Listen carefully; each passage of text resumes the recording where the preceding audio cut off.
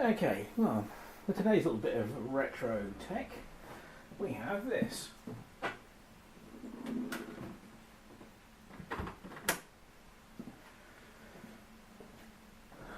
Now, back in the 1980s, there was another fruit-themed computer company, an innovative British company called Apricot, who produced some rather fascinating computers. And this is their Apricot Portable, which was, I think, produced in 1984. These are very rare. I hardly ever see any of these, and this is exactly as it has arrived. I've literally just unpacked it. So I know it's got a few issues, but I thought we'd have a quick look and see whether it actually powers up. So let's have a look.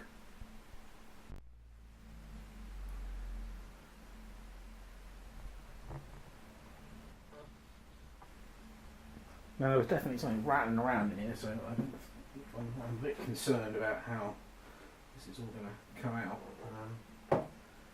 The keyboard on these was completely wireless. It actually connected via infrared, so that's probably what's been rattling around, although it does look alright.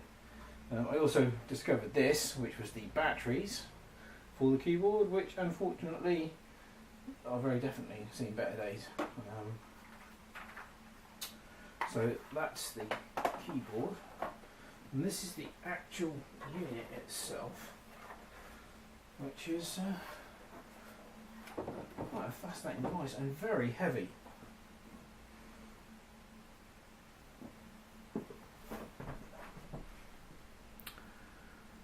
So we'll see if it actually powers up. I mean, obviously I'm going to need to do some work on the keyboard before I can get power to that, but we can see whether the main unit powers up.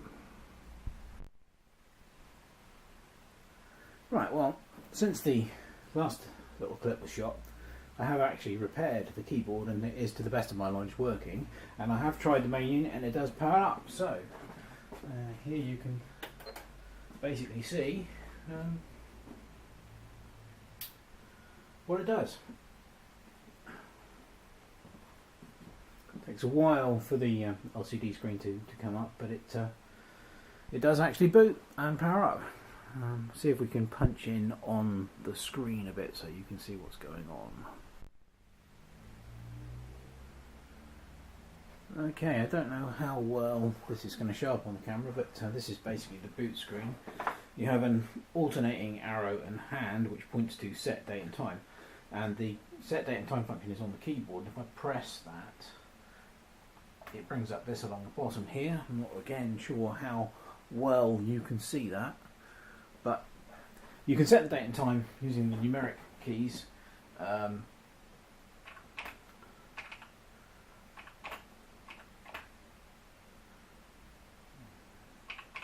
And that does change. Oh, I've turned it off. Try again.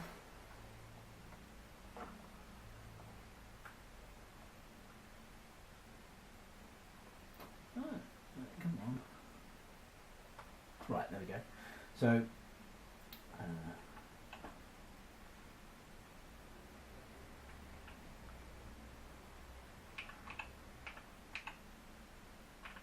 yeah, and that changes the date and time along here. Unfortunately, I'm not sure what you're supposed to do next, because I've tried various different things, but all that happens is the date disappears and it still is asking you to set the date. However, at least it proves the keyboard is actually working. I think the caps lock works. Yes, you see that's functioning okay.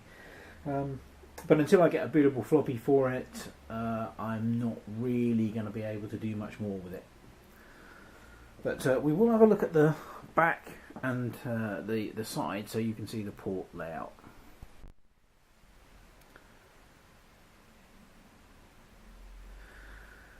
Right, so let's have a quick look at the ports on this. Let's turn it around this way.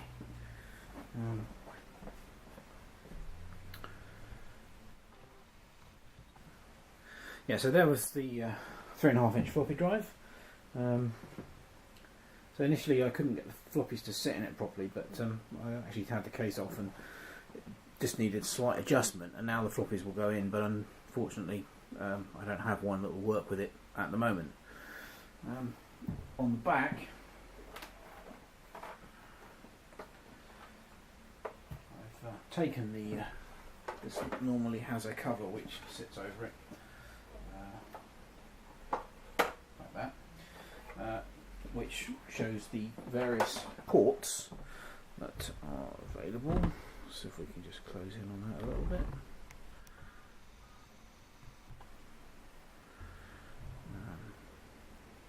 There we go. I think, don't know how well that's actually focusing, but there's a Centronics port here. I have serial port 9-pin D here. I'm not sure whether this is another serial, or I'm not really sure what this one is, although it's a 25-pin D type. And there's an expansion port here.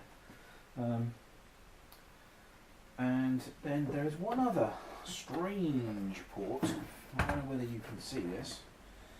Let's see if I've got this right.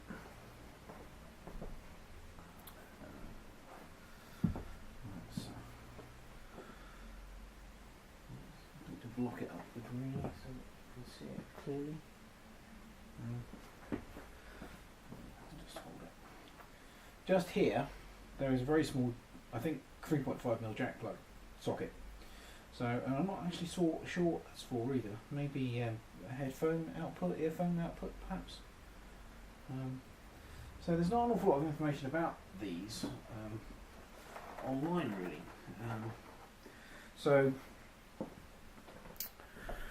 I'm having to sort of do quite a bit of digging to see what I can find. But so until we get a bootable 720k floppy disk for this, I'm afraid that's about it for the Apricot Portable for now.